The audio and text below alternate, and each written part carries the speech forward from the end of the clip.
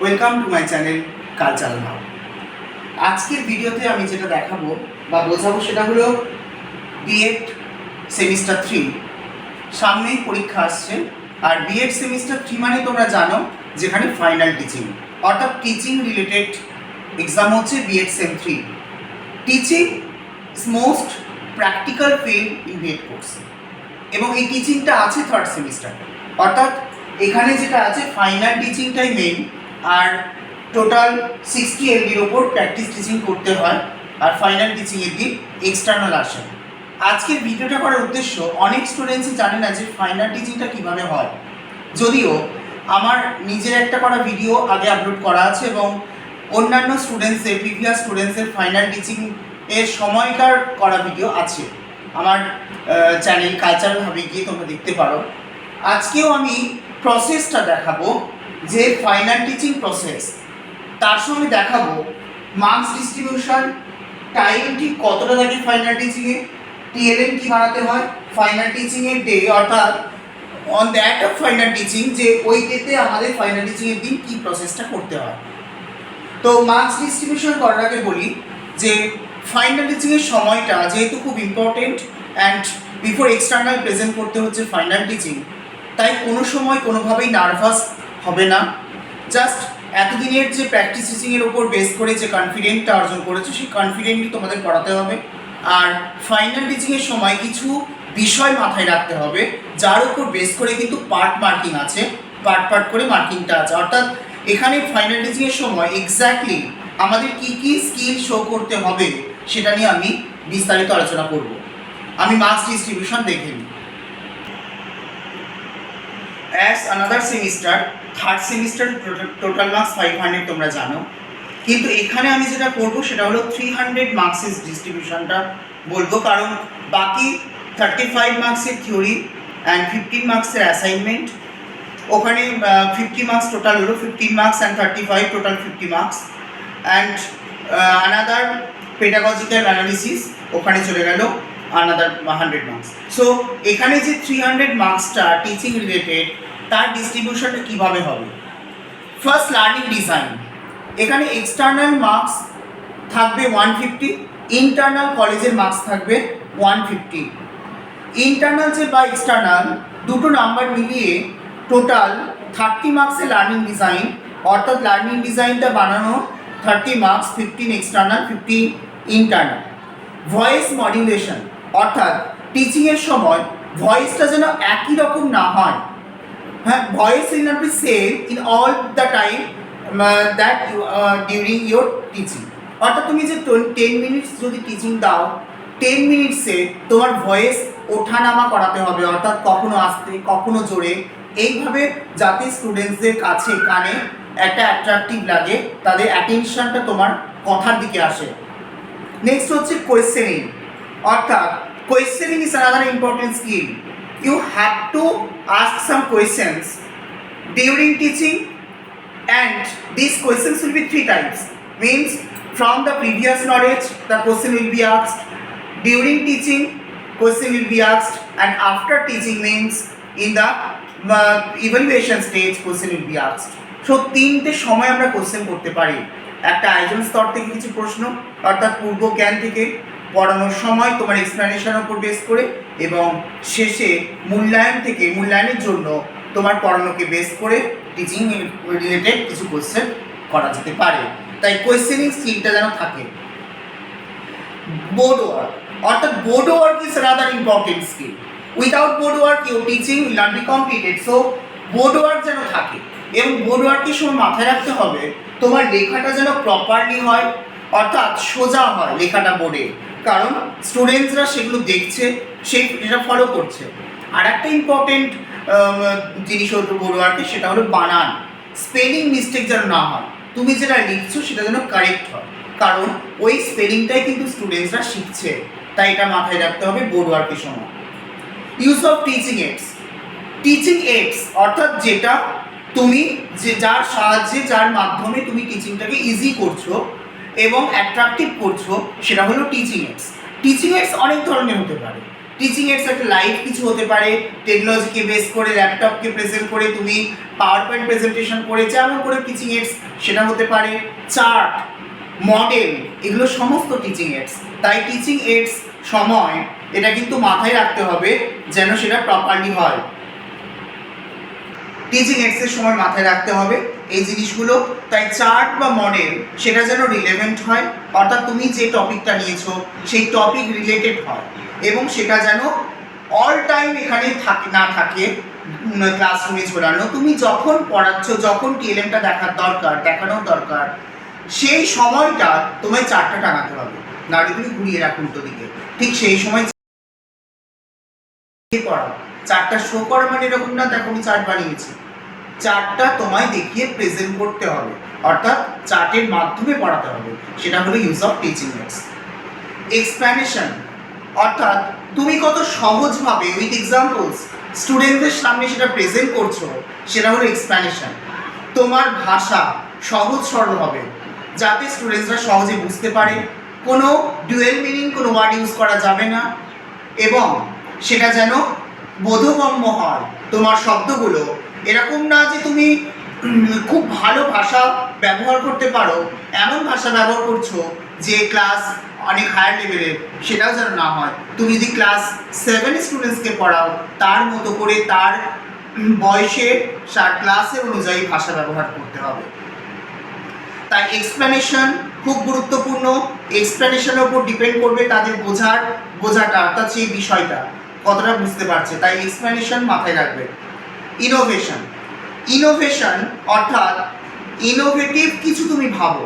তুমি একটা টিএলএম দেখাচ্ছ, টিএলএম এর কাজটা বেশ ইনোভেটিভ, তোমার এক্সপ্লেনেশন তুমি এমন কিছু এক্সাম্পল দিয়ে বোঝাচ্ছ সেটা ভীষণ ইনোভেটিভ, অর্থাৎ কিছু ক্রিয়েটিভ, কিছু আনাদার ডিফারেন্ট, সেটা হচ্ছে ইনোভেটিভ। তাহলে ইনোভেটিভ বা innovation will be presented through your teaching. So innovation is another important point. Interaction, এখন তো টিচিং অনেকটাই স্টুডেন্টস ওরিয়েন্টেড, এরকম না একজন টিচার বোঝাবেন আর স্টুডেন্টসরা বুঝবে, তাতে কিন্তু টিচিংটা কখনো ফ্রুটফুল হয় না। তাই teaching always will be interactive.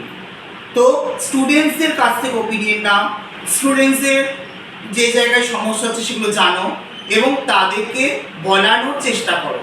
তারা শুধু শুনবে না, তারা শুধু শ্রোতা নয়, তারাও কিন্তু interactive part of a teaching, তারাও কিন্তু একটা পার্ট টিচিংয়ের তাদের। তাই students interaction is most important. Next, presentations means যে সব স্কিলগুলোকে তুমি প্রেজেন্ট করছো, কিভাবে সিকোয়েন্সিয়ালি প্রেজেন্ট করছো, পরপর কিভাবে আসছে, সেটা কিন্তু ইম্পর্টেন্ট।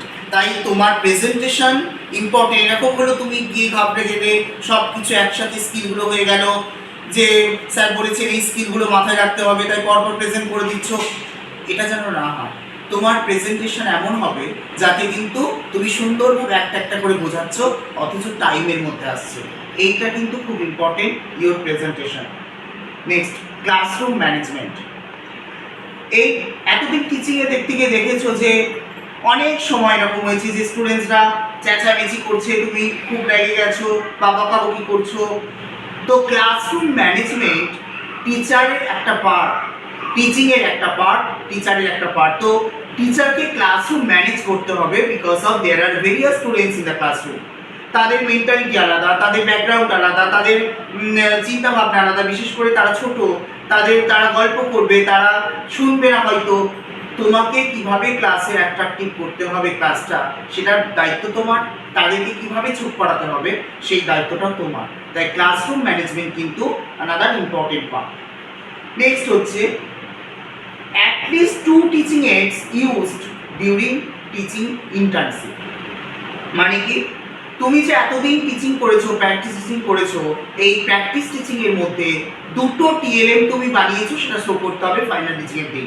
অর্থাৎ সেটা 2টো চার্ট হতে পারে, একটা চার্ট একটা মডেল হতে পারে, যা কিছু, কিন্তু 2টো এক্সট্রা টিএলএম তোমাকে দেখাতে হবে, মিনিমাম 2টো, যেখানে আছে তোমার 10 টোটাল 20 মার্কস।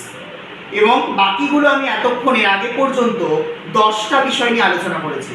10টা বিষয় কি কি? Learning design, voice modulation, questioning, board work, use of teaching AIDS, explanation, innovation, interaction, presentation, classroom management. সিলেবাসে মেনশন করা আছে। আমি আবার বললাম এইগুলোতে টোটাল 30 মার্কস করেছিল। আমি এখন যেটা বললাম দুটো টিএলএম দেখাতে হবে, এটাতে মার্কস হচ্ছে 10। ফাইল কন্টেনিং 60 লার্নিং ডিজাইন, ফাইলটাকে তুমি বিফোর এক্সটার্নাল শো করছো, এখানে আছে 5 5 10 60 এলবি, 60 লার্নিং ডিজাইন বানিয়েছো সেই ফাইলটার জন্য। ভাইভা অর্থাৎ এক্সটার্নাল ভাইভা নেবেন, সেটার উপর 10 এক্সটার্নাল 10 ইন্টারনাল, অর্থাৎ 20 মার্কস টোটাল। তাহলে টোটাল মার্কস হলো তোমার 175 plus 175 350। Sorry to say that, আমি প্রথমে 300 বলেছিলাম, বাট টোটাল মার্কস 350।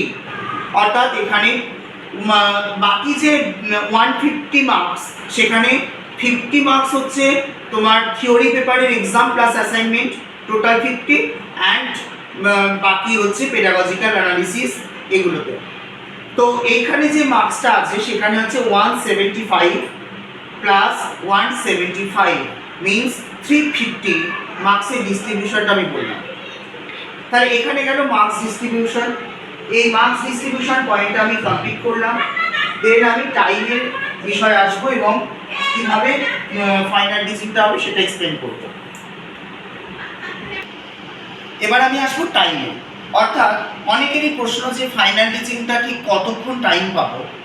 অ্যাকচুয়ালি এই টাইমটা ডিপেন্ড করে সেই দিনে কতক্ষণ সময় থাকছে, কতজন স্টুডেন্টস আছে সেই স্কুলটাতে। ফাইনাল টিচিং তো স্কুলে হয় জানো, এক্সটার্নাল থাকেন। তো এই টাইমটা ডিপেন্ড করে কিছু বিষয়ের ওপর। সেইগুলোর জন্য মোটামুটি আমরা বলি যে 10 মিনিটস মতো ধরে রাখবে ফাইনাল টিচিংয়ের জন্য। অর্থাৎ এক একটা রুমে এক্সটার্নাল থাকবে 10 মিনিটস মতো, যার মধ্যে তোমাকে সমস্ত স্কিলগুলোকে দেখাতে হচ্ছে। তাই এই 10 মিনিটসের মধ্যে হতে পারে, 10 মিনিটসের ওপর হতে পারে। অর্থাৎ তোমাকে ক্যাপাসিটি থাকতে হবে 45 মিনিটস পড়ানোর জন্য তৈরি থাকতে হবে। কিন্তু ম্যাক্সিমাম 10 মিনিটসের জন্য বাড়িতে একটু প্র্যাকটিস করবে নিজেরা, যে আমি কত সুন্দরভাবে সমস্ত স্কিলগুলো পরপর শো করতে পারছি 10 মিনিটসের মধ্যে। তার মধ্যে যদি তুমি একটা স্কিল বাদ দাও সেটা অসুবিধা নেই, চেষ্টা করবে কভার করতে। কারণ এখানে কোনো অসুবিধা নেই যে আমাকে 45 মিনিটস আমি পড়াতে পারলাম না, তাহলে স্যার বোধহয় বা ম্যাডাম যিনি এক্সটার্নাল থাকবেন তিনি মার্কস কম দেবেন, পুরোটা উনি দেখতে পেলেন না। এটা কিন্তু কোনো ব্যাপার না। কারণ আজকে তুমি 5 মিনিট পড়াও বা 40 মিনিটস পড়াও বা 50 মিনিটস পড়াও, ম্যাটার করছে না। ওই 5 মিনিটেও তোমাকে মূল্যায়ন করা যায়। কারণ একটা ভাত টিপলে ভারী সব ভাত সেদ্ধ হয়েছে কিনা বোঝা যায়। তাই এখানে তোমার সবটা পড়ানো দেখতে হবে, এরকম কিন্তু ম্যাটার করে না। আমি তবু প্রসেসটা বলছি, উইদিন 10 মিনিটস টাইমটা হলো তোমার তৈরি থাকবে। নেক্সট টিএলএম কমপ্লিট করেছি। টিএলএম এর লেখা, টিএলএম নিয়ে বলি, প্রত্যেকবারে টিএলএম নিয়ে একটু সমস্যা হয় যে টিএলএম বানাবে একটা ফুল আর্ট পেপারে। ফুল আর্ট পেপারে কালারটা যে কোনো কালার হতে পারে, কিন্তু তার উপর তুমি যে কালারটা ইউজ করে লিখছো সেই কালারটার সঙ্গে যেন যায়। অর্থাৎ তুমি একটা পিঙ্ক কালার নিয়েছো, সেখানে একটা গ্রিন দিয়ে লিখছো যেটা দূর থেকে বোঝা যাচ্ছে না, বা পিঙ্কের ওপর তুমি আবার একটা ডিপ কালার পিঙ্ক নিয়েছো, অর্থাৎ লাইট ডিপের কন্ট্রাস্টে যেন কালারটা বোঝা যায়। এই লেখাগুলো যেন বোল্ডে হয়। তুমি হোয়াইটের উপর ব্ল্যাক লেখো, কোনো অসুবিধা নেই, যেন এইভাবে মোটা মোটা করে বোল্ডে লেখা থাকে। কি করো সবাই বা কি করে প্রতিবারে একটা চার্টের মধ্যে অনেক কিছু লেখা ঢোকাতে চায়, তার ফলে অটোমেটিক লেখাগুলো ছোট হয়ে যায়, সেটা খুব প্রবলেম। তাই চার্টে লেখা কম থাকবে, কিন্তু যাতে পরিষ্কার বোঝা যায় লাস্ট বেঞ্চ পর্যন্ত। কারণ চার্ট দেখানোর উদ্দেশ্য কিন্তু স্টুডেন্টসকে সেটা দেখানো, বোঝানো, অ্যাট্রাকটিভ করে তোলা। তোমার মুখস্থ হচ্ছে না বলে আমি সেটা চার্টে লিখে রাখলাম আর সেটা প্রেজেন্ট করলাম, এটা যেন না হয়। তাহলে কিন্তু চার্ট দেখানোর কোনো উদ্দেশ্য থাকবে না, চার্টের জন্য যে মার্কসটা তুমি কিন্তু পাবে না। তাই চার্ট যেন প্রপারলি হয়। আচ্ছা, এবার আসি ফাইনাল টিচিংটা কিভাবে হবে সেই প্রসেসটা। সাপোজ তুমি একটা স্কুলে টিচিং করবে, ফাইনাল টিচিং তোমার স্কুলে হবে, আগে থেকে জানানো হয়েছে। এইভাবে 2 স্টোরি বিল্ডিং, দোতলা বিল্ডিং স্কুলটা। আমরা দেখছো রুমগুলোকে সাজিয়ে নিয়েছো, বা রুম যেখানে আছে, এই রুমটা ক্লাস 7, 6, 8, 9। তুমি হচ্ছে এ, এখানে 10 জন আছে, 10 জনের মধ্যে ভাগ করতে হচ্ছে ফাইনাল টিচিং কে কোন সাবজেক্টে দিচ্ছে, কে কোন ক্লাসে দিচ্ছে। Because of that it depends on you, কারণ এটা তোমার উপর নির্ভর করছে তুমি কোন সাবজেক্টে ফাইনাল টিচিং দিচ্ছ, তোমার সাবজেক্ট কি এবং তোমার ক্লাস কোনটা। তাই সেই অনুযায়ী এটা লিস্ট করা হবে ফাইনাল টিচিং স্টার্ট হওয়ার আগে। ধরো ক্লাস 7-এ 2 জন, ক্লাস 6-এ 2 জন, ক্লাস 8-এ 3 জন, ক্লাস 9-এ 2 জন, 2, 4, 6 আর 3, 7, ক্লাস 10-এ 3 জন, 10। তাহলে ওই যে 10 জন আছো স্কুলে, ওই 10 জনকে আমরা এই কটা ক্লাসে ভাগ করে নিলাম। আমি একটা এক্সাম্পল দিচ্ছি। এরকম একটা লিস্ট রইল। এবার ধরো এই বিল্ডিং, এই রুমগুলো দোতলায়, ক্লাস 10টা একতলায়। তাহলে এক্সটার্নাল হতে পারেন যে ক্লাস 7 ওপরে চলে গেছে, ক্লাস 7-এর ঘরে যে আছে এ ক্লাস 7-এ ফার্স্ট টিচিং দিচ্ছে। টিচিংটা যেই হয়ে গেল 10 মিনিট, উনি চলে গেলেন, বা সাপোজ 10 মিনিট, উনি চলে গেলেন ক্লাস 6-এর ঘরে। তখন এতে যে টিচিং দিচ্ছিল ক্লাস 7-এ, সেই রুমটাতে পরের জন যে ক্লাস 7-এ টিচিং দেবে, এখানে 2 জন আছে, পরের জন রেডি হতে শুরু করেছে, বোর্ড ওয়ার্ক এগুলো। ক্লাস 6-এ যে টিচিং হলো, সে এক্সটার্নাল ক্লাস 8-এ, তখন ক্লাস 6 আর একজন যে দেবে তার সে রুমে চলে গেছে এবং রেডি করতে শুরু করেছে। এইভাবে 1 বাই 1 হবে এবং সেটা রিপিট করবে। দিয়ে ক্লাস 10-এ ঘরে নিচে নেমে আসবেন এবং পাশে কোনো রুমে ওয়েট করবেন, যেটুকু রুম সাজাতে যে 5 মিনিটের মধ্যে টাইম লাগবে সেইটুকু হতে পারে। যদি একই ফ্লোরে হয় এটা বেস্ট, সবসময় একই ফ্লোরে রুমগুলো সাজালে সব থেকে ভালো হয়। এইভাবে টিচিং শুরু হবে, ঠিক আছে? টিচিং চলবে যাতে টাইম কিল না হয়, কারণ সেই দিনে খুব ইম্পর্টেন্ট, কারণ একদিনে 2টো স্কুলে টিচিং হতে পারে। একদিনে 2টো স্কুল, অথবা একদিনে একটা স্কুল যদি অনেক স্টুডেন্টস থাকে, একদিনে একটা স্কুলেও টিচিং হতে পারে। টিচিংয়ের সময় যেটা বোর্ড ওয়ার্কের কথা আমি বললাম, বোর্ড ওয়ার্কের সময় কিছু জিনিস যেন বোর্ডে লেখা থাকে। সেটা হলো শ্রেণী তারিখ, বোর্ডটার, ব্ল্যাকবোর্ডটার লেফট সাইডে ক্লাস অ্যান্ড ডেট, শ্রেণী তারিখ, রাইট সাইডে বিষয় আজকের পাঠ, সাবজেক্ট টুডে সেশন।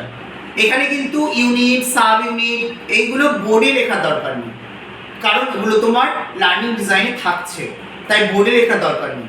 তাহলে ওইটা হলো, এই বোর্ড ওয়ার্কারটা থাকবে। আজকের পার্টটা তুমি লিখেও রাখতে পারো, যদি তুমি মাঝখান থেকে পড়াও তাহলে লিখে রাখবে। যদি তুমি মনে করো না আমি আইডল স্তর থেকে শুরু করব একদম প্রথম থেকে, তাহলে তুমি পরেও লিখতে পারো, 2 মিনিট 1 মিনিট পরেও লিখতে পারো যে আজকে আমরা এই বিষয় নিয়ে আলোচনা করব, তখন তুমি লিখলে। আর শেষে তুমি যখন টিচিংটা দিচ্ছ, শেষে ফাইনাল লার্নিং ডিজাইনের internal copy and external copy যেন রাখা থাকে লাস্ট বেঞ্চে, এবং লাস্ট বেঞ্চটা যেন ফাঁকা থাকে, ওখানে internal teacher and external teacher বসবেন, তাই লাস্ট বেঞ্চটা যেন ফাঁকা থাকে, এইভাবে সেট করা থাকে। চার্টগুলো তো আগেই বললাম প্রথমেই দেখাবে না, যে সময়টা তোমার দেখানোর কথা ঠিক সেই সময় দেখাবে, তাই চার্টগুলো কোনো কাগজ দিয়ে মোড়া থাকবে যাতে স্টুডেন্টসরা দেখতে না পায়। মডেল যদি বানিয়ে নিয়ে যাও, মডেলটা কোনো কাপড় বা কাগজ দিয়ে পাশে ঢাকা দিয়ে রাখবে, যাতে যে সময় দেখানো ঠিক সেই সময় তুমি মডেলটাকে ওপেন করে স্টুডেন্টসদের সামনে শো করবে। তাই আগে থেকে যেন স্টুডেন্টসরা না দেখে, কেন না, স্টুডেন্টসদের সাথে কনসেন্ট্রেশন ব্রেক করবে, তা তোমার টিচিংয়ে তোমার কথার দিকে না হয়ে তাদের কনসেন্ট্রেশনটা থাকবে সেই চার্ট বা মডেলের দিকে। তাই লজিক্যালি সেটা দেখানো যায় না। যখন তুমি বোর্ড ওয়ার্ক করবে, বোর্ড ওয়ার্কের সময় যেন তোমার বোর্ড ওয়ার্ক করতে গিয়ে তোমার বডিটা বোর্ডটাকে ঢাকা না দেয়, তাহলে কিন্তু স্টুডেন্টসদের কনসেন্ট্রেশন ব্রেক করবে। তাই বোর্ড ওয়ার্ক করবে এইভাবে যাতে পরিষ্কারভাবে, এবং বোর্ড ওয়ার্ক করার সময় কথা বলতে বলতে করবে, এবং তোমার যেন লেখাটা দেখা যায়, তুমি তাদের দিকে তাকিয়ে তাকিয়ে মাঝে মাঝে দেখে দেখে বোর্ড ওয়ার্ক করবে। তুমি যখন বোর্ড ওয়ার্ক শুরু করছো শুধু বোর্ডের দিকে তোমার মন, আর স্টুডেন্টসরা কিন্তু কথা বলছে বা গন্ডগোল করছে, তখন ক্লাস ম্যানেজ করতে অসুবিধা হবে। তাই এই রকম কিছু বিষয়, সূক্ষ্ম সূক্ষ্ম কিছু বিষয় আছে যেগুলো মাথায় রাখলে 100% পারফেক্টলি তুমি টিচিং দিতে পারবে। তাই আমার আজকের ভিডিওটা তোমরা দেখো, যদি কোনো জায়গায় অসুবিধা হয় বা যদি কোনো কমেন্টস করার থাকে ভিডিওটা থেকে তোমাদের কোনো হেল্প হলো কিনা, সব কিছু তোমরা ভিডিওটার কমেন্টসে জানিও। আর যদি মনে হয় ফার্দার কোনো ভিডিও, কোনো টপিক নিয়ে সমস্যা হচ্ছে বা প্রবলেম হচ্ছে, জানাবে কমেন্টসে, আমি আবার তাহলে নেক্সট ভিডিওতে আনতে পারবো সেই বিষয়টা। আর আমার এই টিচিং রিলেটেড অনেক ভিডিও দেওয়া আছে চ্যানেলটার মধ্যে, তোমরা সেখানে গিয়ে তোমরা ভিডিওগুলো দেখতে পারো। Thank you.